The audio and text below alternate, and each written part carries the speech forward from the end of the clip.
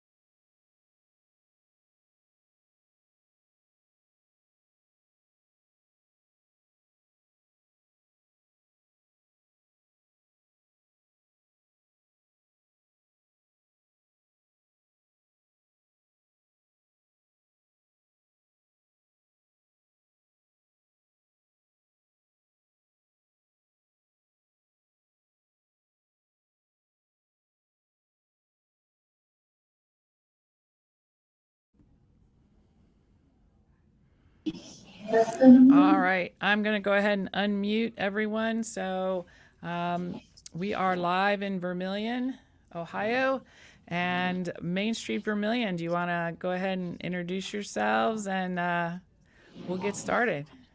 Okay, hi everyone, virtually and in the room. So we are doing this in partnership with Main Street America, Heritage Ohio, and Middletown, who applied for a grant to be able to present this Google workshop session. So we're thankful for that. That way we can provide this for free. Up on this front table, I brought a couple things today. We have Lake Erie Living magazine, which we did a co-op in. So back here, you'll see our Main Street stuff there for our summer events. I brought some stay and play guides from Shores and Islands. Sorry, I'm so far away, I can't see. But these are for the summer all year, but we will be starting on these very soon. So if you want to be in the co-op with us again or for the first time, we get 2 pages here for Vermilion. And by being in this with us, you have your Main Street partnership, your Shores and Islands partnership, and the ad. So that's pretty good value. And then it also gets you on their website and our website with all of that. So that will be coming up soon. So if you want to take a look at those. And then we have our business partnership brochures here too. Refreshments to the side. So if you want more of them throughout the session, feel free. Janet is going to be doing, I think, about an hour presentation for us, and then have some time for question and answers at the end. So if there's anything she covered that you want more information on, or something she didn't talk about, feel free to ask those questions. Since she'll be muting us, we'll try to just like wave our hands at her to let her know if we have a question at the end. I think that's everything. Thank you all for coming. Yes, thank you all for coming. Truly appreciate it, and I hope we get some people tuned in online, as well as this will be recorded. So if at some point you feel like I'm going too fast or you missed something, you can always go back and review the recording. And thank you, Amy. We are definitely talking about getting your local business on Google Search and Maps today. And I don't have to mute you. I could leave you unmuted and you can just shout out, Amy, if you guys have a question. I don't have a problem with that. So I'll do that, I think, unless it gets noisy there, then I'll mute. But I think it sounds pretty darn good. So thank you all again for coming, and thank you to, as she said, Downtown Middletown Inc., Heritage Ohio, Main Street America, and Google for sponsoring this presentation. So let's get started. All right. As she said, my name is Janet Hearn. I am the co-founder of Future Ready Consulting, and we are trying to create financial freedom for small businesses and organizations and individuals by supporting their digital needs and helping people figure out their best work style preference in the world so that everybody can enjoy their work and obtain some financial freedom. I've been in higher education for over 30 years, and now I have transitioned to this, kind of a little bit of a strange shift, but not really. And I live located in Wyoming, Ohio, and we will be able to, you can watch this on our YouTube channel, youtube.com/@FutureReadyConsulting. That is also where the recording will be, and we will provide that link. And if you are on YouTube and you want to ask a question, you can log into your YouTube with your Google Gmail account, and then you can leave comments or questions. So I did mute you, Vermilion, so if you have a question, either try to wave or I'll pause and give you an unmute periodically. So, all right.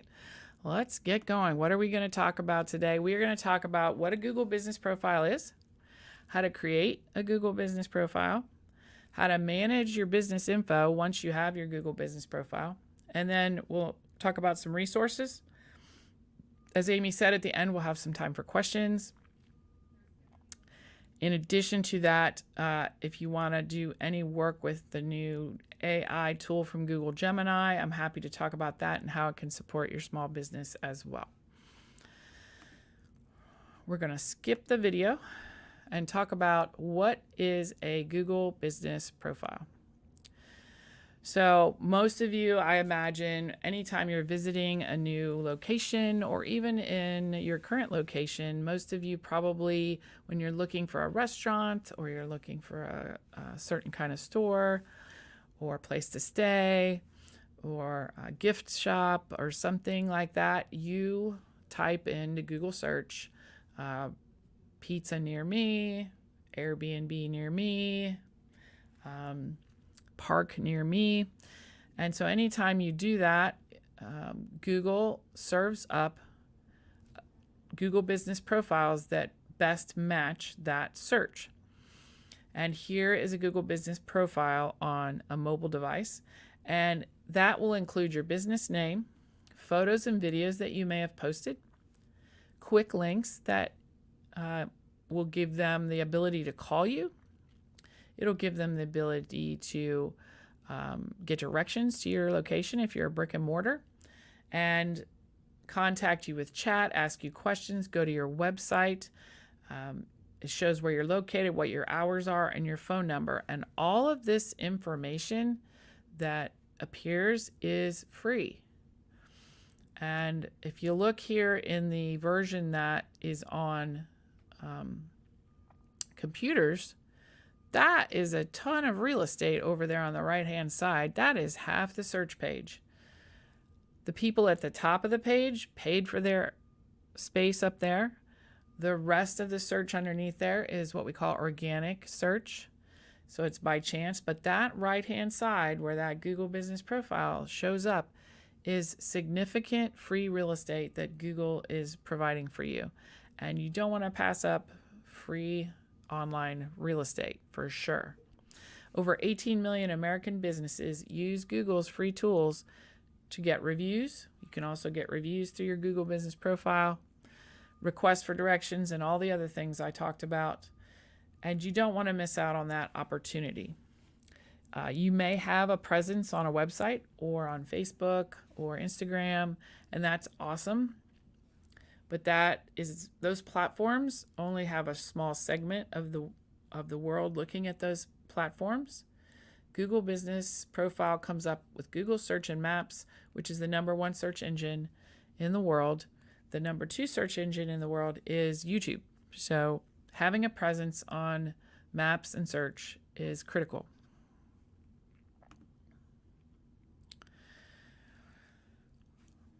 So Google helped drive more than 2 billion free direct connections for American businesses in 2023, which is a number I can barely even fathom.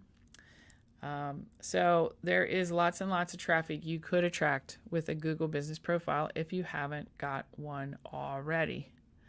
So Vermilion, I'm going to unmute you, and I'm going to ask, somebody's probably going to have to make noise so the camera swings around because it's on the wall right now. But how many people there have Google Business Profiles set up? How many hands we got, Amy? I can't see. About 4. Most. All right. Most. Okay, good. All right. So, well, that helps me out a lot because I will kind of cruise through setting it up then, and we'll spend a lot of time on how you get it to come up top more often rather than spend a lot of time on setup. But again, you can slow me down if you have a question about the setup. So I'll stop after the setup so we can ask more questions. That's awesome. So way to go, because your business is already poised to get more traffic to your digital location or your brick and mortar than the other businesses around you.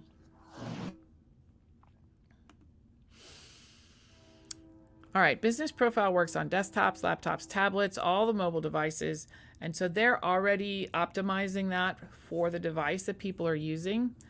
If you have a website, and I do have trains that go through here, you may or may not be able to hear those, but if you have a website, your webmaster or you have to make sure that you're optimizing your website for mobile and all of those things. And that takes some tech knowledge or a good platform that does that for you. But Google takes care of that. So even if you don't have a website, you want to set up your Google Business Profile because that can kind of act as your website until you're able to get a website. All right, so we're kind of going to cruise through how to create it, but I will pause if there's any questions about that. So if you want to create one, you go to google.com/business, and that is where you can get started. You can also do it on Maps, and I'll show that in a second. But the essential piece here is you have to be signed in with the Google account for your business or the one that you want to use to run your Google Business Profile. So if you do not have a Google account, you can sign up for free and just use that account to kind of manage your Google Business Profile, your analytics, and all of the other things Google provides for free for your business. And to do that, you can go to accounts.google.com/sign up. It's there on the slide. If you have a Google account already, you may not realize it's a Google account because, for example, my account is janet@futurereadyconsulting.org. That is a Google account, even though there's no Gmail word in there. So a lot of businesses have bought domains, but they're still through Google. So you can use those accounts to sign in, but make a note because the biggest question I get is, why can't I sign into my profile? I set it up, and it's usually because you're using a different email to try and sign in. So you could type, once you get in and find your business on Maps or on Search, you'll want to type in the business name as you want it to appear on Google. You can edit this at any time if you're not happy with how it's listed. You can enter a business category, and then you'll want to click Next. If you have a location that customers visit, in other words, a brick and mortar, an office, something like that, you want to click Yes to add that location. but you do not have to. So for example, I work out of my home with Future Ready Consulting. So I do not want to have people come into my house. So I don't list a business location. I list a service area. So if you're having issues with the address that's listed, you can list a service area, especially if you're a service provider, delivery service, something like that. All right, if you did enter yes that you have a brick and mortar location, then you can enter the complete and official street address. This is critical. Make sure you include floors, suites, things like that, because Google pretty much sorts all this, files it all under addresses. You want to click next. And then this is where you can add a service area if you prefer. Now you can add a service area in addition to your address or just a service area. So I only have a service area. Again, I don't want people knocking on my door. So I have a service area, and you're welcome to add a service area, and you can go back and correct that at any time. The reason you want that service area and the address to be correct is if I am searching for a pizza near me, I'm going to get Google business profiles, of course, around the Wyoming, Cincinnati area. I won't get pizza places in Vermilion unless I add that to it. So search knows where you're located, and they will serve up the best options for where you're located. So as long as your address and service area are correct, that will help a ton. You can include your phone number and a website. Make sure it's a phone number you want people to use or see. So you can always get a business phone number. It's always great to have one that accepts texting so that people can chat with you via Google Business Profile, but it doesn't have to be. You can use a service like Twilio to get a phone number that then you forward to a landline or to a cell phone, and then that number can be texted to, and you can respond to that number if you haven't done that. But make sure you figure out a way so they can reach you, phone number, and then if you don't have a website, that's okay. You should still continue. And then this is critical. So if you haven't done this, verified your Google Business Profile, you definitely want to do this. So you can verify via phone now, text, email, video, and a postcard. Sometimes they force you to do a video. If they do that, make sure it's very short, and don't use high resolution, because if the file's too big, people have had trouble verifying their Google Business Profile via video. So I'm going to pause there, and I'm going to open up Vermilion and see if anyone has any questions about issues with verification. I do. I'm in the back. How successful have you had with people verifying by video? I have a friend whose business they took over and they renamed, and they can no longer get a hold of the previous owner. And it's just been a nightmare because those old profiles keep coming up. And so they're not ranking at all because of that misdirection. So is there anything besides what Google offers as their how-to help somebody go through that process? If they've tried and they've had trouble, you can have them contact me, or you can contact me through them, and I can get to Google support and try to get that resolved. I've had some success. People have tried for months, and I've been able to get it within a week. I can't promise that, though, but if you send me the details and exactly what happened, how it changed hands, etc., I can try to get that corrected. The video has been the hardest to verify because it says I think you have 30 seconds of video, but the phones are so high resolution now. People take 30 seconds of video and then upload these huge files, and Google rejects them. So I think it's the file size that is the problem. So if there's any way to take a lower res or to take a shorter one to make it smaller file, they would probably have more success. But if in cases like that, if you want to send me the details, I can try to get that resolved. Thank you. I have a question as well. situation here might be a little unique. I'm chairing a public art program in Vermilion. So we have features in the program that bring people to town to see. Additionally, we have some retail items available at Main Street Vermilion in their gallery. So tell me how this works for something like Public Art Vermilion. It's something that exists. There is a brick and mortar component to it, but the goal is to get people to come to the community and enjoy the art. That is very unique. I would probably put a service area then, maybe. And I would, so the community of Vermilion service area, and then really be intentional about the description for the Google business profile. And then posting, I would try to post different locations where you have some of these things located, as a draw to say this is more of a group effort rather than a singular location or business. Does that make sense?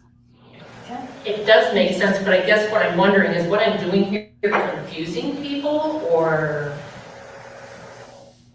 Well, I mean, it's hard to say, and I would get some other eyes on it, maybe members of the community or other people to say, is this make sense to you, or is this confusing? But I think it's great that you're trying to draw people to the area. So that's, as long as it's clear that it's the kind of the whole area and not a certain location, I think that's fantastic. So Amy, let me ask you, does this create confusion for MSV? I think depending how you present it, because I think you could say Public Art Vermilion and the community, and then if you link that to the Public Art website, and on there you have these 5 locations of various art projects, I think that would probably answer that question. I think if you keep it as a service area of Vermilion, if you went in and said a specific location like the Main Street building, and someone comes on a time we're not available, but there's stuff in the community that you see and they missed out. Okay. If you say come experience, Yeah, maybe it's just the word. I would go with the service area option though, instead of a specific address, and then in the details, maybe list. Okay. All right, these are great questions. These are interesting use cases, and I think they're creative. And I always think anytime you can leverage Google search to your advantage, it's also always good. Any other questions before we move past verification? You definitely want to verify. Don't assume it's verified. Make sure it's verified, because people can add pictures and things to your business location without it being verified. And if it's verified, then you kind of control the content and things that go on there. So.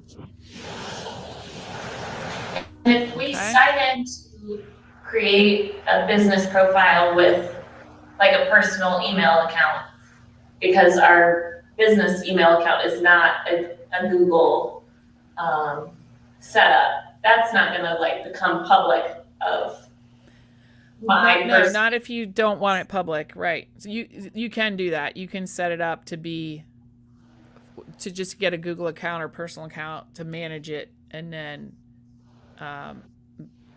you can post your website and all that. So you can do that. So that's what I'd recommend if your business website isn't a Google site or Google email address.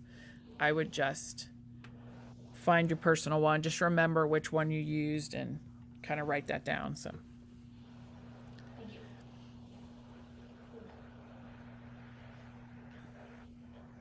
Is that helpful? Yes. All right, any other questions before we move forward?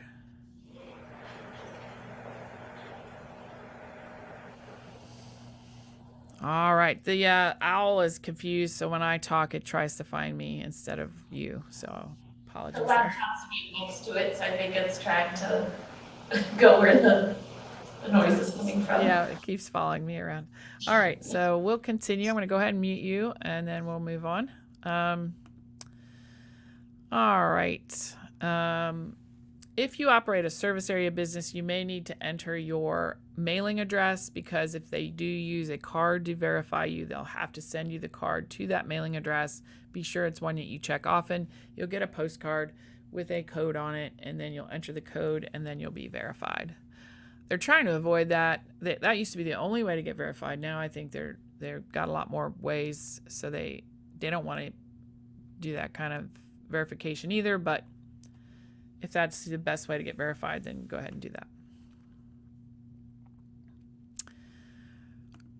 All right, so when you're waiting for verification, you can still go ahead and make edits to your Google Business profile. So you should move forward and continue to make edits. And once you are managing it, you'll see this in the middle of the screen there, you'll see kind of a console rather than your Google Business profile. So that means you are logged in and able to make changes. So just go ahead and make changes. They will take anywhere from an hour to a day to take place anyway, but they will not happen if you're not verified. You'll have to get verified to make those changes.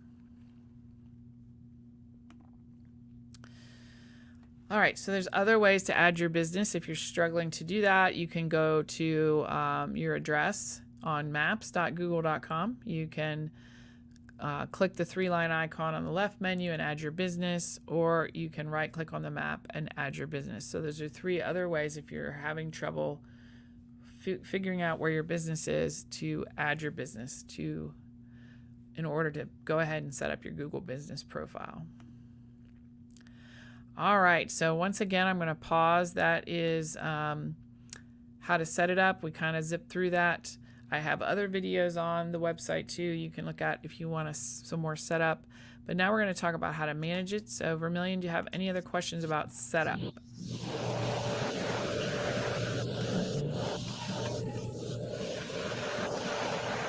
I don't think so.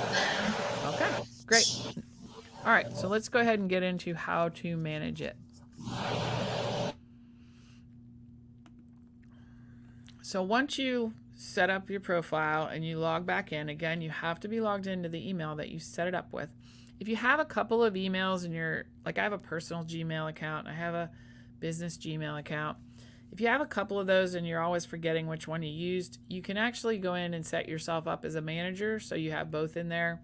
I'll talk about how to do that here towards the end.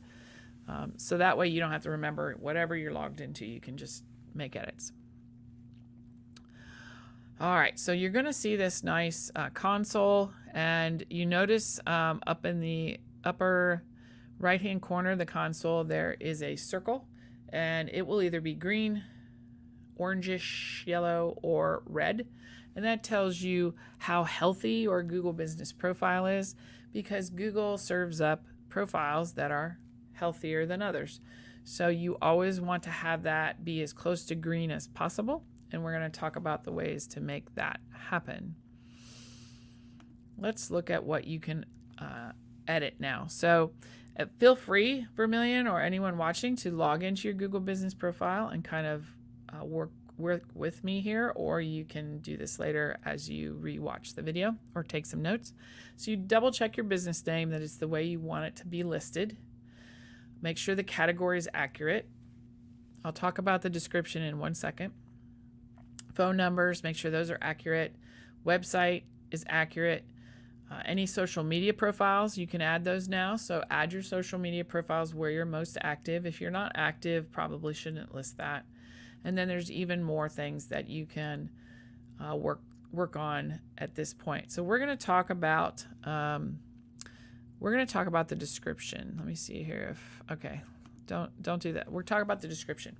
So the description often is skipped when people set up their Google Business profile.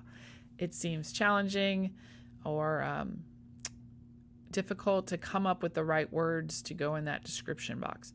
If you have a good description of your business on your website, feel free to copy and paste that into that description box. But if you are looking to create a better description, keep in mind that the words in the description are exactly what Google's using to decide if you are the best match for what is being searched for. So when you fill out this description, what you want to think about is, what would somebody be searching for to find my business? So, for example, let me think. Well, we had recently, I had a business that did ghost tours for their town. Okay, so I'm going to use that as an example. So, if that is your business, you want to think about what is somebody going to search for to find my tour. So, you might put historical tours, even though it's not exactly, but if it covers some history, put that. Fun tours, special events, party events, because they'd like to do birthday party groups that went around and did ghost tours. And you, of course, want to include ghost tours, spirit tours, mysteries of whatever town you're in, so mysteries of Vermilion. So you want to use words that people would search for and you'd want to come up on top for. So think about that first and make a list of those words or those kind of search terms. And those are called keywords. I think they should be called key phrases, but keywords, and they're multiple words. So ghost tours is a keyword. Historical ghost tours would be another keyword. So think about what would someone be searching for to find you. One tool that you can use for this is Google Trends, and you can find that at trends.google.com, and we can look at that at the end if you'd like to. Most of you are probably now going to look that up, and I will lose you, but anyway. So that is a way to look for search terms that are popular, because what you think might be popular to find you may not be what people are actually searching for. So when you write the description, you want to include as many of these keywords or phrases as possible, so that if I'm searching for something to do in Vermilion, I will find these tours. Things to do in Vermilion would be something you want to include in the description if you're any kind of tourist stop or of tourist interest. If you're still having trouble coming up with a good description, that's where AI can come in handy. You can use Gemini to help you write your description. You can put in these keywords and ask straight up, use these keywords, here is my business, please come up with a Google Business Profile description. And let that do its thing. You can ask it to do a funny description, a casual description, a professional description, and it will do it in all those different tones. And again, we can look at that at the end if you'd like. Can you still hear me? I may have muted myself by accident. Are we good? Okay, cool. I have a button on my thing. I might have hit it. Okay. So that is a great way to get started with a description, and then you can edit it and fill in your business details to make it your own. You don't use it necessarily directly from Gemini, but it could get you started if you're struggling with the description. But that is what Google is going to scan to determine what words it should pop up for when people are doing a search. So any questions there at Vermilion about the description on a business profile? No. All right, this is often a place I find people get hung up on, so that's why I wanted to take a moment and talk about that. All right, we'll keep going. So if you want to stand out more, you can include attributes, and that is under the more piece of that first page of things you're filling out. And so if you are Asian-owned, Indigenous-owned, veteran-owned, Black-owned, Latino-owned, women-owned, disabled-owned, LGBTQ+, any of those things, you can add that. And so when people are searching for those specific types of owned businesses, they will find that, and oftentimes people do. They filter by individuals that they know or want to support, and so if you have that listed on your profile, they can find that easily. You do not have to do this if you do not want to, but if you want to kind of let people know that you have some affiliation with an organization or group and you want people to know that, then you can go ahead and do that. All right, you definitely want to add photos to your Google Business profile. People are definitely more responsive to profiles that have photos. You can use JPG or PNG format. You don't want them to be too big, and they have to be a minimum of 250 by 250 pixels, which is pretty small, so most of them probably are. You can also add video as long as it's less than 30 seconds, less than 75 megabytes, and it has to be at least 720p minimum, but any phone these days will do that. So you want to have some photos and videos like of the front of your establishment, of a quick tour on the inside so people get an idea, especially if you're a gift shop or something. What do you sell or what do you have in your store? And you want to try and spend some time each month adding some new photos or videos. You could give a quick tour. You could introduce a new product or product line that you've just picked up in your store. You could introduce a new service that you provide. So this is valuable information that people will be attracted to when looking at your profile. There's some tips for great photos here. I always laugh at this slide because I don't really think that's a great photo, but you want to use focused, well-lit images and highlight features. So for example, this is an electric company in Detroit. And so one of the things that they do is they do industrial electrical work. So by posting this picture, I know if I'm looking for an industrial electrician for my business, I see this photo, I know they can handle large spaces and large jobs. I don't even have to read much in the description. I can see it from the photo. So that would attract me if I was looking through profiles of different electricians. I know that they can handle the big jobs. You want to post a logo for your business, some kind of cover photo, and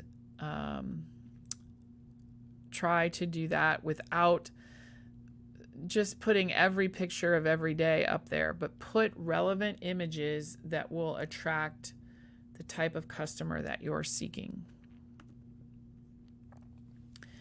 You want to post timely info, so you want to add an update periodically. I just add updates to my Google Business profile when I add social media updates. So whatever I'm posting on Facebook, Instagram, LinkedIn, I also post on Google Business profile so that if anyone's looking at my business, they see I'm active and they see different events and things I've done. I posted this event. I posted on my social and Google Business profile that this was going to be a live stream today, so people should come watch if they were interested. And so anytime you're taking the time to post on your socials, if you've taken the time to create that social or take that picture, just go ahead and upload it to Google Business profile. Now, if you upload multiple times a day on some of those platforms, maybe not every single one, but think about something that would stop the scroll of someone searching for your type of business, that would give them an idea of what you do and what you sell. There's 3 types of posts you can do on Google Business profile. You can do updates, which is kind of what I've been talking about. You can do offers. So if you have Father's Day offers coming up, if you have 4th of July updates, you can create an offer that is either has maybe a sale listed or special. If you have special merchandise you've gotten in for a holiday, you can post that. That's a great thing to post, because how would people know that? And then the other thing you can post is events. So anytime you're having an event at your brick and mortar or somewhere in town, you can post that event with an image. One thing I recommend, especially to the main streets, is if there's a Main Street sponsored event, Main Street you could provide an image or a graphic for the event, send that out to all your Main Street members and ask them to post the event as well. And that's going to get you a ton of coverage for any of those businesses that come up in search. People are going to hear about that event and hopefully they will attend. So I'm going to pause for a second, see if Vermilion, you have any questions. When you say to send it to the business owners for them to post the Main Street event, do you mean onto their Google business page? Right. So if there's an event you're having that involves the businesses downtown, or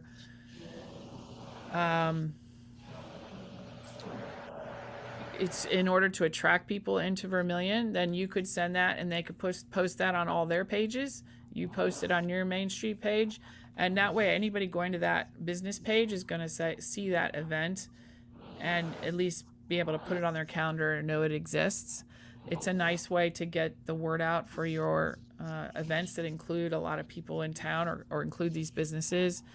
Because maybe they didn't search for anything that got them to the Main Street page, but they might have gotten to one of the other business pages, and they see that event and then they can be aware of it. Does that sharing work similar to sharing posts on Facebook, where you see who the original poster is and it's just copying the listing? Or are you saying like they would upload their own information about our event? Yeah, unfortunately, they would upload about the event. So you could provide an email with the graphic and the details that you would prefer they put, and then they can post that on theirs. And if they're participating in the event, the thought is it will get people to come to their location and the other locations that are involved in the event. But yeah, you have to provide that, and they would have to upload that. Okay, thank you. Yeah. Other questions?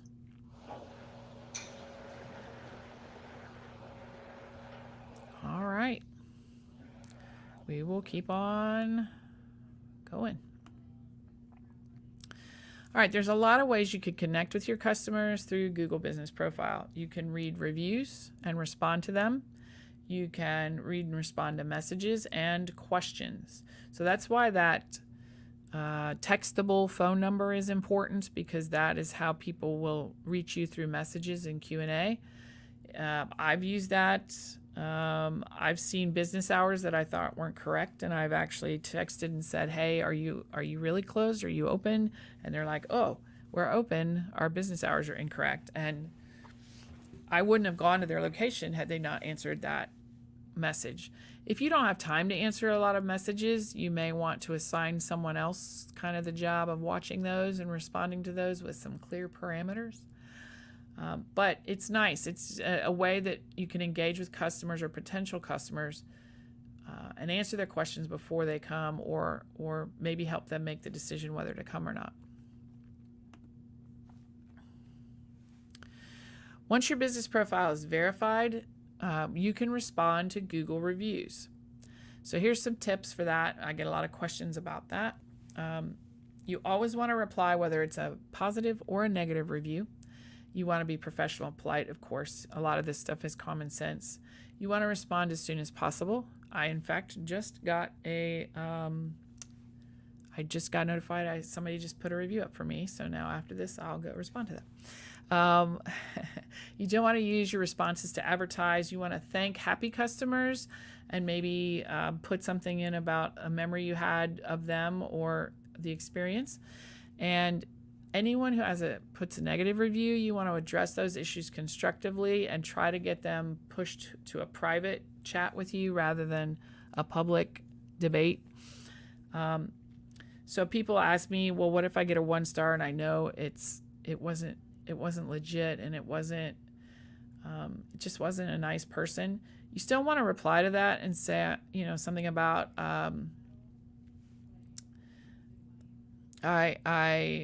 it's unfortunate your experience was not up to your satisfaction. That is not what we strive to do. So perhaps we could discuss offline how I could make your experience better, something like that. And the reason you want to do that, even if you know they aren't going to respond or you really don't want to engage with them, that shows others that are scrolling through and looking at that negative review that you cared about their experience, and it pretty much negates that review then, because they see that you care about that person's experience and you're willing to meet them offline and have conversation about that. So it's always good to reply to those negative reviews in a positive manner. If someone posts a review that you feel has broken Google's guidelines, it's offensive, it's threatening, it's completely inaccurate, as far as like you don't even think they came to your establishment, you can appeal that review and ask Google to take it down. Generally, I think an AI looks at those first round appeals, and if you get turned down and they say, no, we're not taking it down, you can appeal one more time, and then a real person will review that. And most of the people I've worked with are successful that second time to get that review taken down. If it's just one that you don't like, they won't take it down. You'll have to review their guidelines, and actually I would use words from their guidelines to say, this is a guideline that was broken in this review, and I'm asking you to take it down. But it's always good to reply, whether it's a positive or negative review. Any questions for Vermilion on managing reviews? Because it's always a popular topic.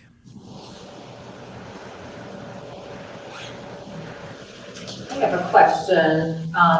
This happened to me a couple years ago, but I got this negative review from somebody that I didn't recognize. And I'm in the hospitality business, so I know everybody that books a cottage or a beach house stay, and I didn't even recognize this name. And then a couple days later, I got an email from a company that wanted to eliminate all my negative Google reviews.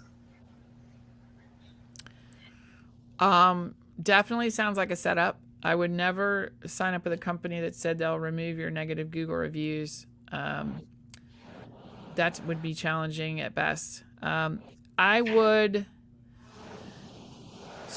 respond to that review and say, oh, it's unfortunate, it seems like you had a bad experience, but I don't see that you ever booked with us. I'd love for you to reach out so we can have a conversation, and you can tell me when you booked and how we can make your experience better. Because again, that shows the public who's maybe scrolling through there, what's this joker if she doesn't even have them, listed, and they're going to negate that poor review. But then I would also reach out to Google and see if they would remove it. Likelihood is they will not, but you could explain how, I have a record of everyone that's booked with us, and these people did not book with us, and tell them about receiving a spam from a company right after that, because they like to hear about that so they can go after those companies. So I can't promise they would take it down, but at least you've kind of negated it with your comments. So I hope that's helpful.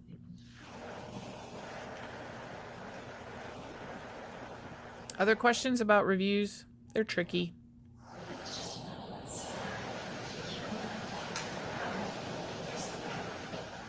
One thing I encourage you to do for each other is if you do frequent each other's businesses, coffee shop, something like that. I think we kind of put it out of our mind that it's a coffee shop we visit every day. So why do I need to leave a review? But go ahead and leave your colleagues their reviews for their businesses if you've used them, so that you can support each other and encourage one another. It's always nice to leave a review if you can do that. All right, other questions from Vermilion or online? If somebody wants to write a comment online, I can answer that. Okay. Let's go on then. So how to ask for reviews. There's a spot on the Google Business Profile that you can ask for reviews, and you can share those via email, via social links, or via just a link that you copy and send. It's always good to do that, and the lower the barrier is for someone to leave a review, the better. Most people don't not want to leave a review. Excuse me. They don't not want to leave a review. They want to leave a review. It's just they don't think about it, or it's not super easy. So a lot of places will put a QR code by the door or by the register so that you can easily get that with your phone, leave a review. I've seen restaurants that have like napkin holders or something on the tables. There's a QR code there to leave a review. The receipt could have a QR code or a link to leave a review. So you want to make the barrier to this as easy as possible or as low as possible. If you are in sales or service, follow up with an email. If you have a digital location, if you sold a digital product, follow up with an email that includes a review link. Just make it as easy as possible for that person to leave you a Google review, because you want to get those numbers up, and most people want to leave your review. So, all right, responding to messages is the same kind of common sense. Don't provide or request sensitive information in messages. Don't misrepresent or make claims or promises, and try to respond within 24 hours. All right. In order to make this all work, you really want to see if it's having any impact on your business. So you can pull up performance reports from the navigation terminal there and see how many people are interacting with your profile, see how many people are calling through the profile, asking for directions, messaging, booking. You can actually do bookings through Google Business Profile if you set that up. And you can see how it is going over time so that you can make adjustments. So, if you start posting a little more and you see your website traffic start to increase, keep posting. If you put some events on there or try to run some offers, some sales, and your sales go up, then keep doing that. If it makes no impact, then maybe you'd stop doing that. So you want to see what's impacting your profiles through the performance reports. If you click the 3-dot icon in the upper right-hand corner, there's a few more things you can do. And one of the nice things is you can add managers. So you can add managers to your profile. This is where I would put a secondary email address. If you have a couple of Google addresses and you can never remember which one you used, put the other one on there and it won't matter. You can add an employee if you want that employee to manage your Google Business Profile for you. I know there are some businesses that either hire someone and part of their quarter time or part-time is for them to handle that Google Business Profile, respond to reviews, keep putting up pictures and events and offers, and post on there on a regular basis and make updates to the schedule. And it becomes a great source of traffic and leads for that business.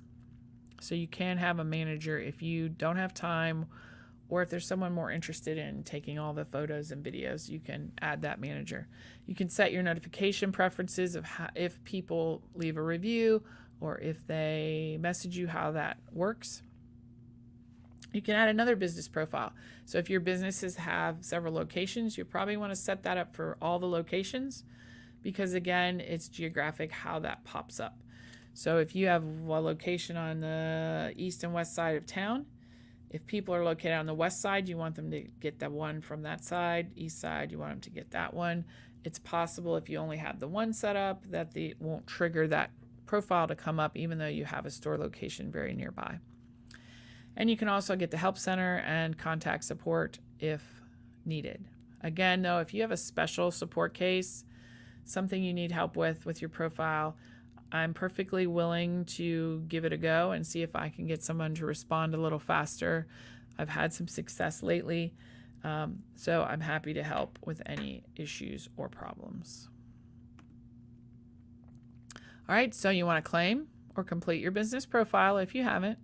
You want to verify your profile, and then you want to update all your information while you're waiting for verification. But you also want to schedule 15 minutes every 2 weeks, every month, every week to update your Google Business Profile. Active profiles will be served up over inactive profiles. So if you haven't posted a picture in a year, Google's going to say, they're not interested in their profile and they're not keeping that up. So we may not serve that up very often. So you want to try and update it as much as you can, as often as you can. And once you put it on your calendar for 15-minute blocks, it becomes kind of habitual and you think about it more than perhaps you did in the past. And that's what I'm saying. Make a habit of reviewing, add that business info and photos, explore your performance to see how things you're doing are impacting your performance, and try to drive that traffic to your website or to your brick and mortar through your free Google business profile. All right, Vermilion, questions before I go into resources quickly?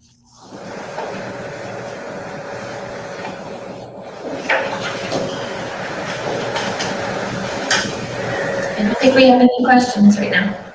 Wow, you guys are on it. You're on it.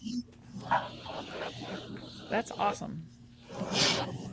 All right, so some quick resources before we go into some questions, or if you want to see any other Google products, or if you want to talk about AI, I'm happy to do all that. So just quickly, resources. You can keep learning on YouTube. You can check out the Grow with Google YouTube channel. They have lots and lots and lots of videos. I actually checked it out recently just to see what's up there. And they've got some great videos up there to introduce you to different free Google products for your businesses. They've got career certificates like cybersecurity, data analytics, digital marketing, and e-commerce. I just recently got a certificate with AI from Coursera and Google. So that was pretty easy to do, fairly inexpensive, but a lot of this is free. And all of this is free. The Grow with Google for teachers and students, local businesses, job seekers, and developers are free. So go in there and see what they have to offer. And for this part, I want to thank you. We're not done yet. We're going to talk some more. But if you would like to, this QR code here on the left, I've started a free Google community with all the different trainings I've done. And you can join that for free. And I post updates on Google. I post videos that people are doing on Google. There's another Google coach on there with me. She'll answer questions too. So you can post questions. You can post achievements. You can say my Google business profile is starting to pull a lot of business in for me and tell us about that. You can just get some information on there and be in community with some of the other small businesses. So you can join that. And I would be remiss if I didn't offer you a QR code to share a Google review on this presentation, and I would appreciate it if you have time to snap that and provide a review. And I will also send these links out through your Main Street there so that you will have these if you don't have time to grab those now. I will go ahead and send those, Amy, to you so you can post those if you want. I can't get it to work in the room. I don't know if our resolution's not high enough or. Let me try this and see if that helps at all. That's fine. I will send you the links. It might help that it's a little bigger. That helped. Thank you. All right. I'm happy to see we got 4 people online now. If anybody has a question online about Google Business Profile, please go ahead and post it in the comments. I would love that. All right. Because she's saying she'll, take up questions. So if she's free, we just talk to her. Janet? Yes. The question is, as a Google consultant, if they have questions, I think following today, would that be a service that's included as part of this program, or would they need to hire you to coach them? So technically this program runs till the end of June, but I am leaving on vacation for 11 days starting Friday. So I'm happy to go kind of into July. So if you want to schedule some time with me, like 30 minutes or something, to answer questions or get some, go over another topic for Google, I'm happy to do that. If some of you get together as a group and you want to do another session about ads or analytics or Google anything, I'm willing to do that for the next like month or so, and then we're looking at opportunities through Main Street, Heritage, and DMI to see if we can extend or do some different things.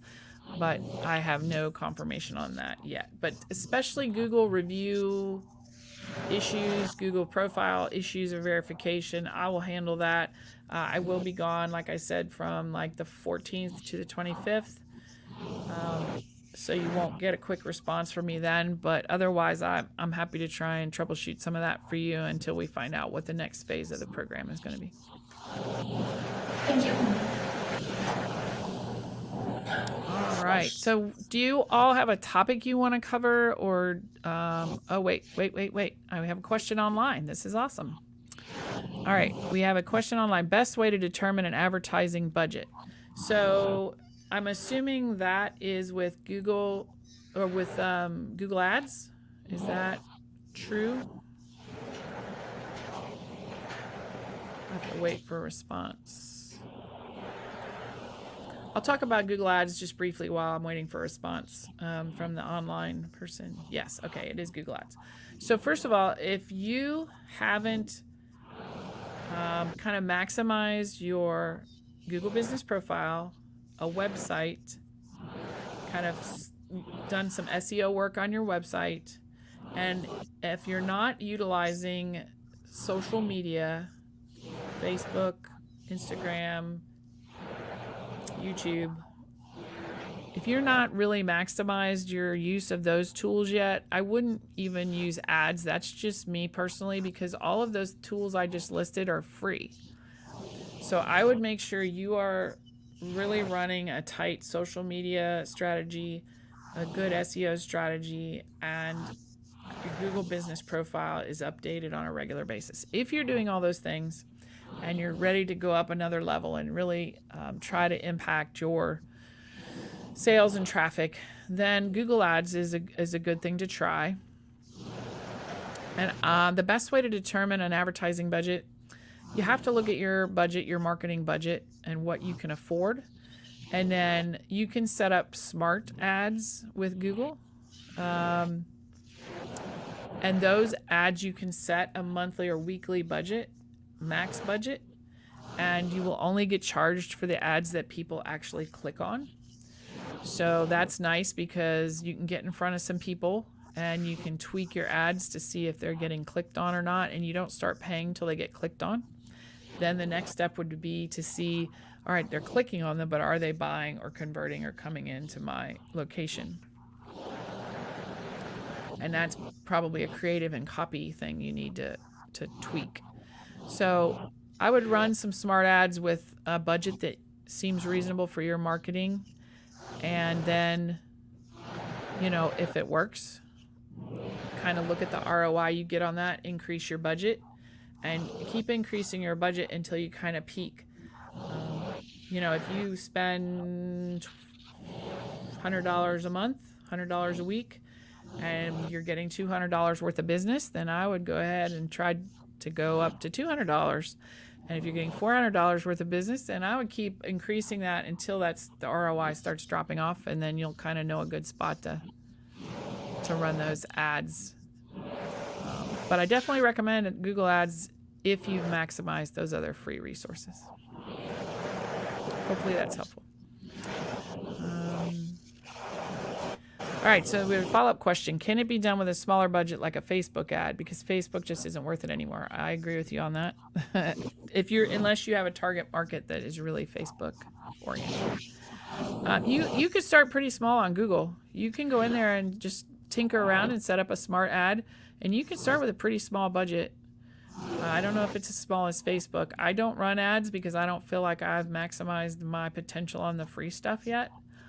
But you can play. You don't even have to run the ad. You can go into Google Ads, and it's ads.google.com, and you can play with the budget and see what they would run for you for whatever you can afford. And if you're like, ooh, that's too pricey, then don't do it. But if you're like, ooh, I'll try that for a month, see what happens. You know, give it a go. Once they hit your max budget, they stop. So they're not going to overspend you. can also look at YouTube ads if you have any YouTube presence, because YouTube is really hot. All of you probably know. You sit there and you can spend a couple hours on YouTube, and you don't really watch TV anymore. A lot of people just watch YouTube. So might want to try some ads on there too. Great questions. Other questions I can help with, either online or Vermilion.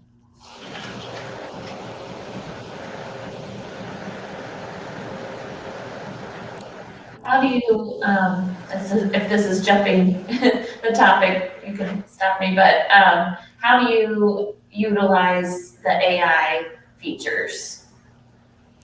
Great question. I love AI. So people are lukewarm about AI sometimes. So AI has been around really since about the 1940s.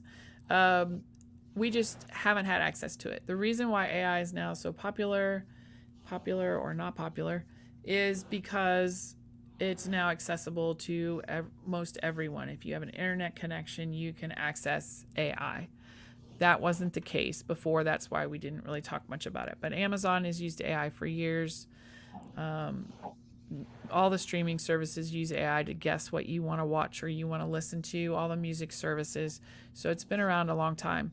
And you are welcome, TJ. I'm glad I could help with your question online.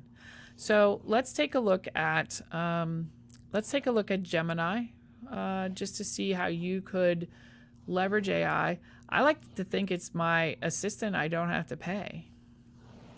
So that's what I like to look at. All right, let me pull up my screen. Okay.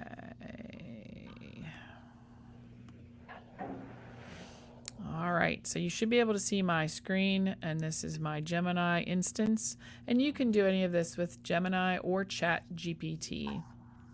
So if you're concerned about security and getting information out, then don't put sensitive information about your business into Gemini or ChatGPT. Just don't do that, because yes, it will keep and collect your information. So if there's something you don't want out there, then don't include it in your information that you give it. What you see here on the screen is some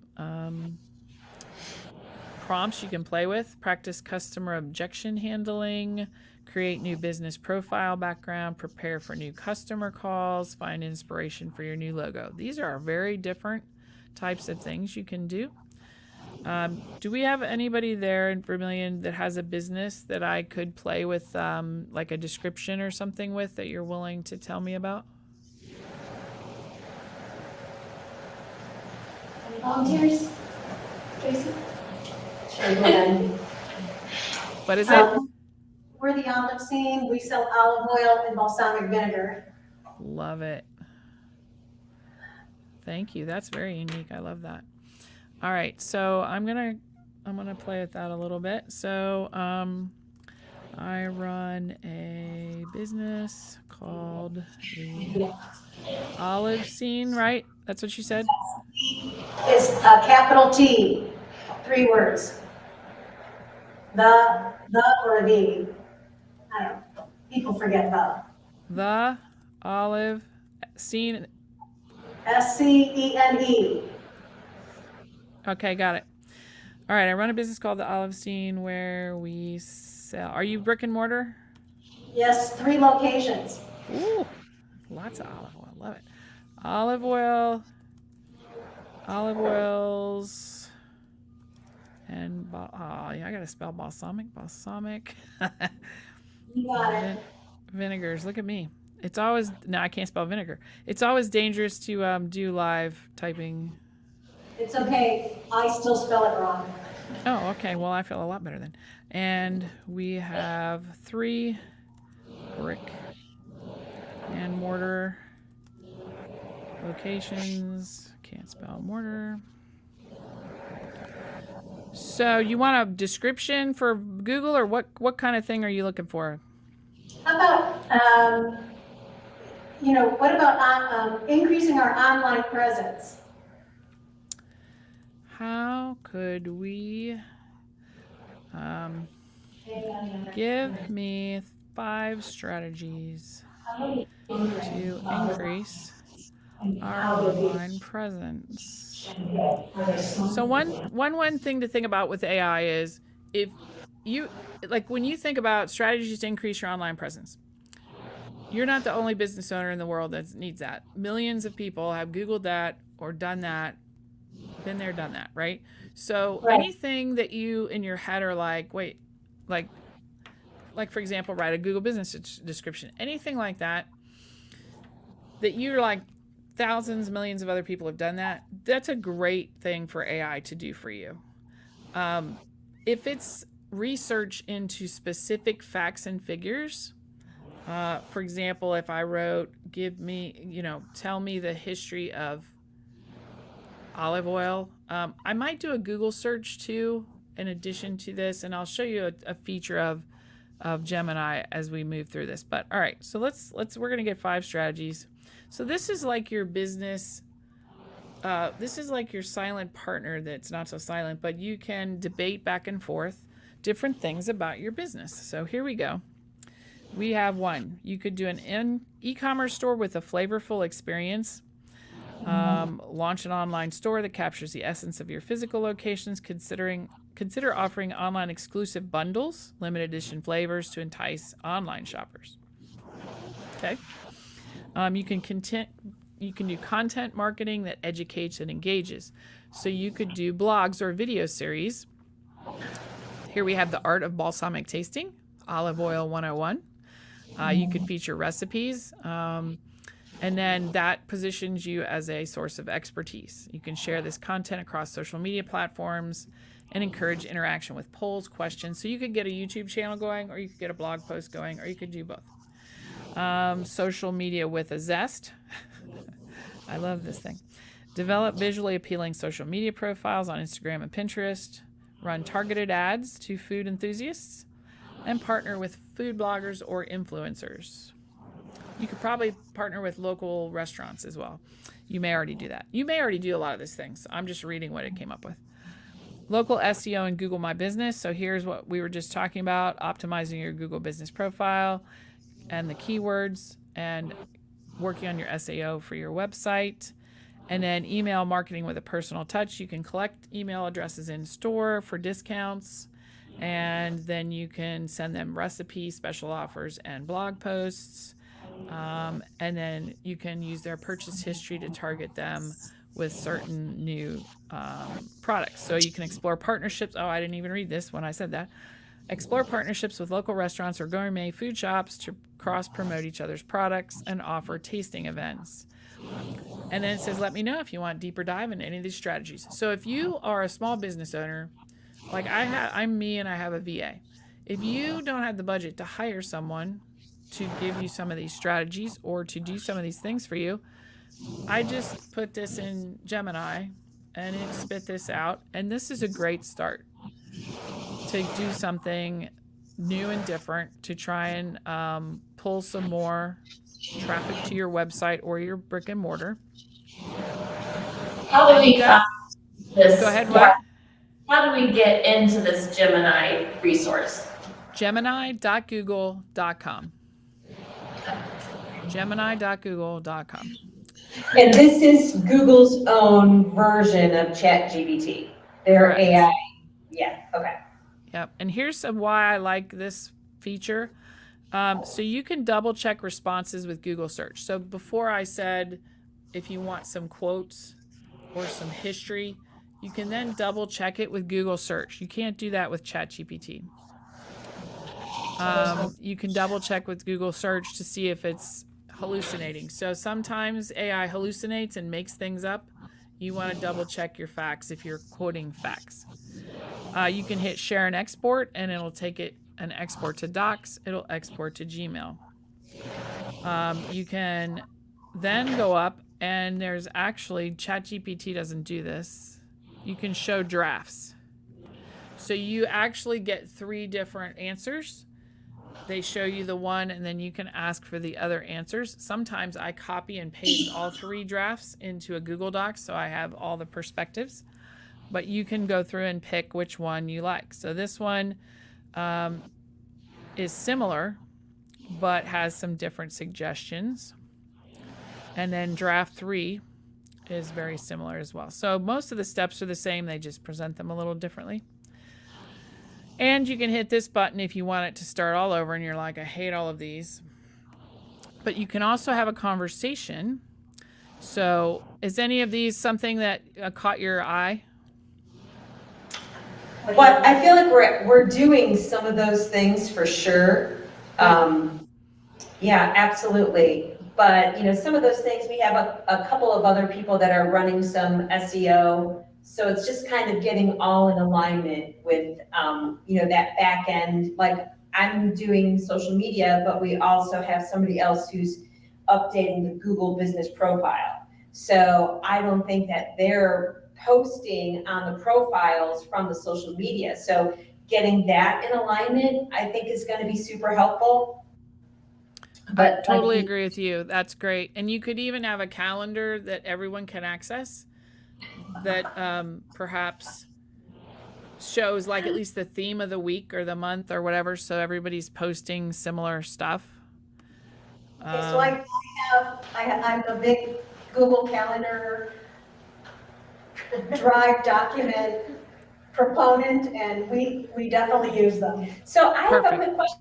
You mentioned, and I know a lot of small businesses will use Pinterest.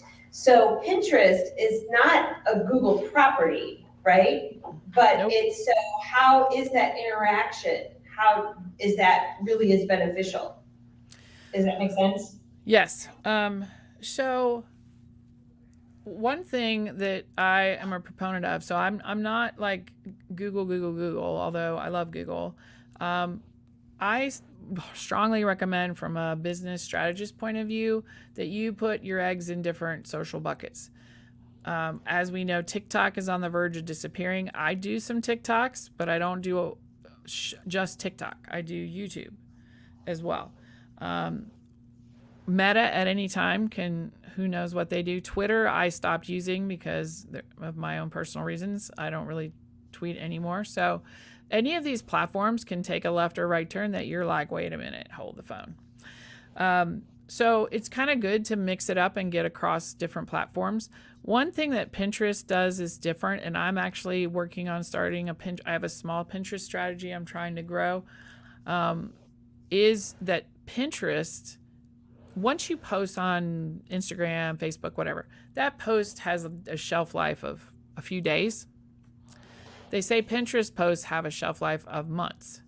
So in other words, those keep getting served up to people who are searching for that stuff. And so if you want to do recipe posting and use posting and new flavor posting, I highly recommend Pinterest because that's going to pop up a lot longer than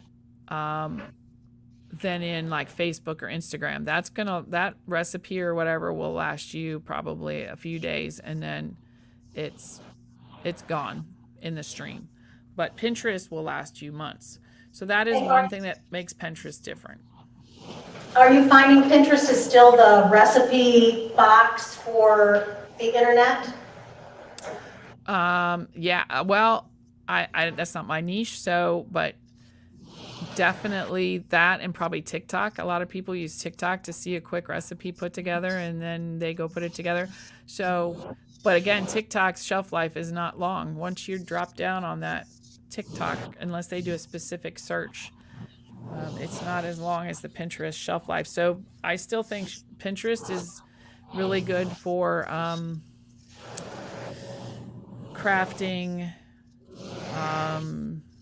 recipes, things like that. Wardrobing? Also, Wardrobing, yes, 100%, yes. the more channels that you can maintain well, the better, because they're going to all pull back into Google. So if someone's looking for olive oil in our area, and Olive Scene is coming up near the top because you have your business profile, you have your website, you have your social media. The more places you connect to, the more of that first search page you're going to show up on. Right. Because it'll start showing Olive Scene on Pinterest, Olive Scene everywhere. Right. But if you have to be committed to those, so that when they come up, that it's new relevant content that's all speaking the same language. I agree. I love that advice. And you want to, it's hard to maintain that many channels. So try to cross post. So if you put up a blog post with a recipe, get Pinterest to point to it. Put up a social media post that sends them to your blog post. Try to double, triple down. AI is helpful for that. So I'll create a YouTube for a week. I'll create a YouTube that's my own work. I talk and show stuff and do whatever. Then I ask AI to take my script and create a blog post from that script. Then I post the blog post. And then I can create a couple Pinterest posts and point them to the blog post and the YouTube video. So I'm trying to get more mileage out of my content with AI so that I don't have to keep making up new things and new things and new things and new things. All right, I'm going to go ahead and ask this to detail out a Pinterest strategy for my business. Let's see what it comes up with. So Gemini and ChatGPT are a chat.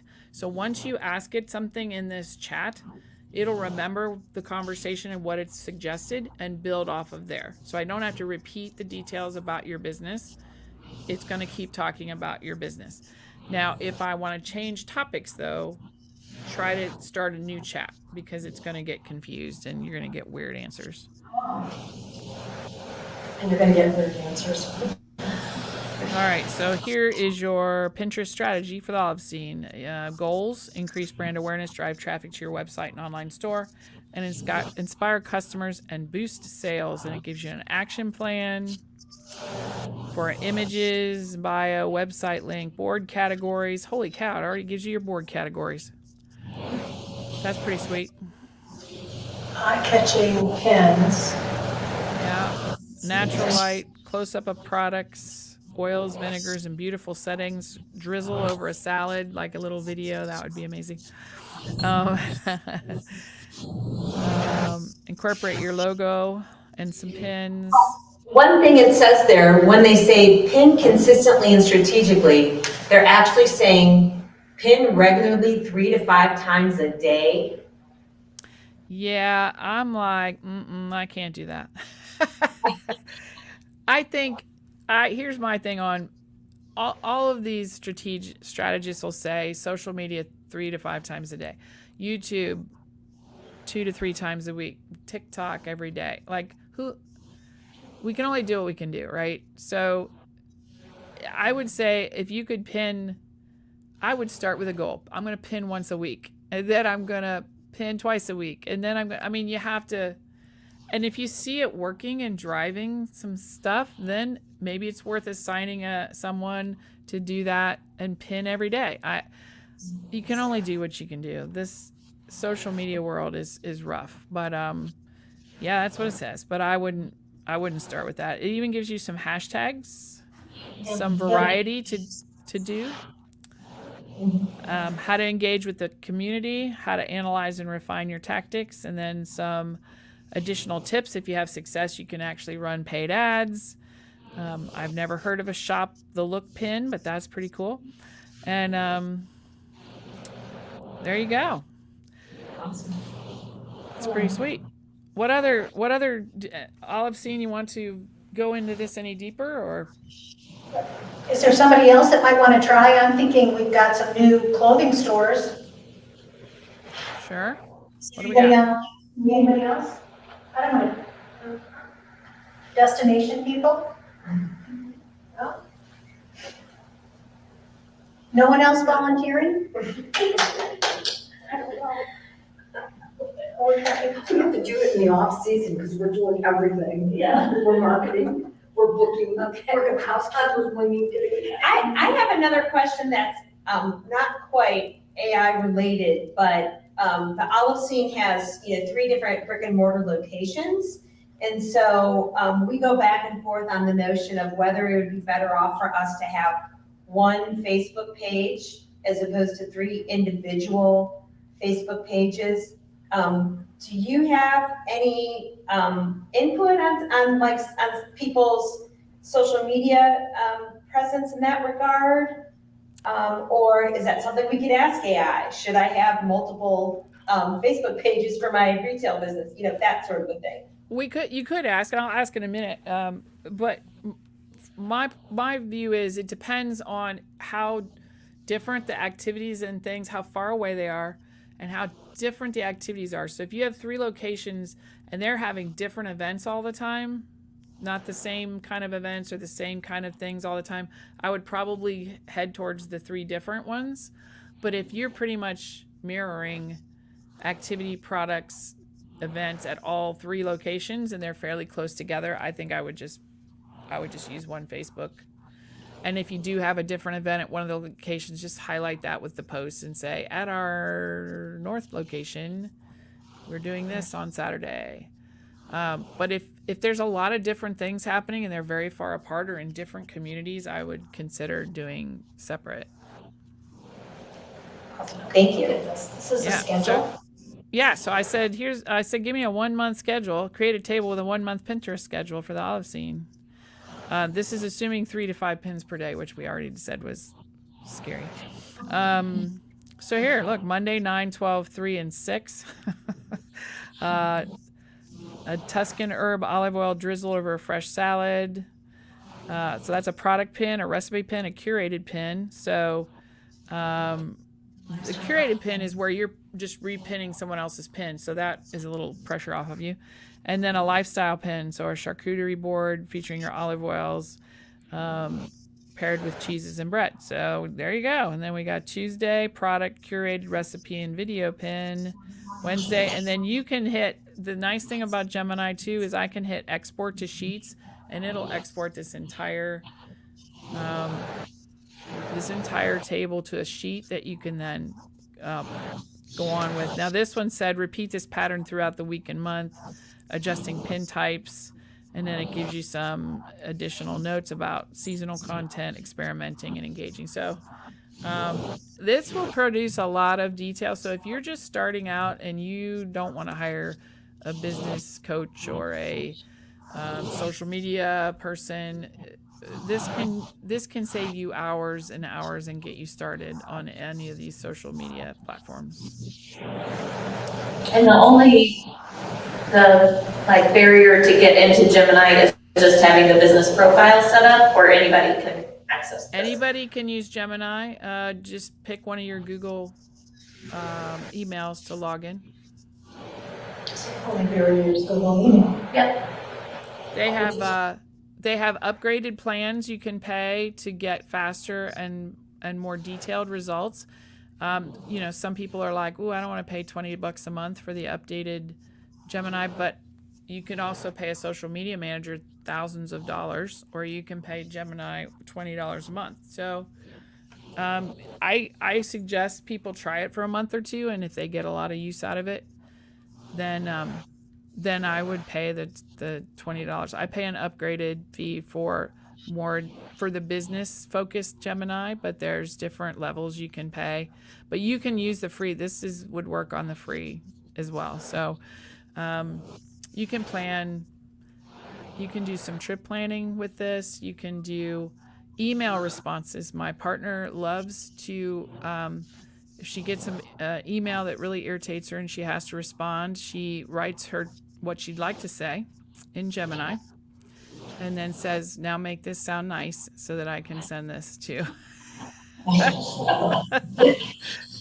So I can send this without sounding like an ass. So,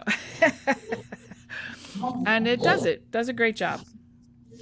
What were you asking about? Okay, how far apart are your locations? 3 locations. 30 miles apart. Mm-hmm. About 30 miles each. That's a decent distance. Should I run? Do you mirror events or do different events at each one? No, we're very similar. Yeah, I would say that like 90% of the posts are the same for each location. And then we do try to cross-promote one location to the others, so they'll come out and see. So maybe somebody living in Chagrin Falls might come out to an event in Vermilion, or vice versa. Okay, So that's good. now we have them set up as 3 separate, but just we're thinking about combining them just for the old, can we do more with less, effort by doing that? All right, so I ask. You should consider your target audience overlap, your local events and promotions, your resources and capacity, and your brand consistency, which is kind of what we already talked about. You could do a specific account or a single account with location-specific content. You could do separate accounts with coordinated content. Or you could do a hybrid approach where you maintain a main account for the overall brand messaging and create secondary accounts for locations with distinct communities or frequent local events. Experiment to find the balance that works best for your business. That's pretty much what we have. The promise to the hours. Yeah. It's really big. I would definitely do separate Google business profiles for each of those so that the address points to the right spot, and you could still upload a lot of the same photos and all that stuff, but then you could give distinct like front facing photos, and so that the community feels like, ooh, that's the one in my community. But then you would need 3 separate ad campaigns once you're up there. Once you're doing AdWords, you would need separate campaigns for each of those then? I would have to think that through more. I don't know how I would necessarily do that then, because you definitely want to keep your money down. You can run ads and specify location. So you could run holistic ads that covered that whole territory potentially. So you're doing one set of ads, but that'll be more expensive because you're running it in a bigger area. And you could check the expense of running, within 10 miles of each location and do 3 circles. Does that make sense? Yeah, it does.